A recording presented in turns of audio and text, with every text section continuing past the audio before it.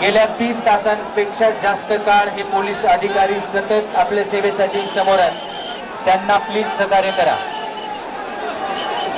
बाहेर गेट फिरवू नका।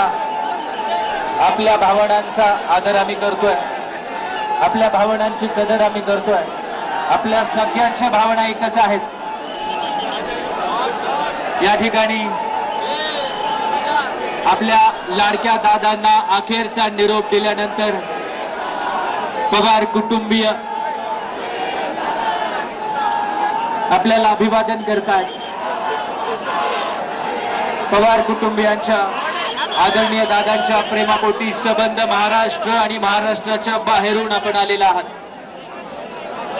स्वतःच्या मागच्या बाजूला जे गेट आहे तिथून हळूहळू बाहेर पडा। आपण सर्वांनी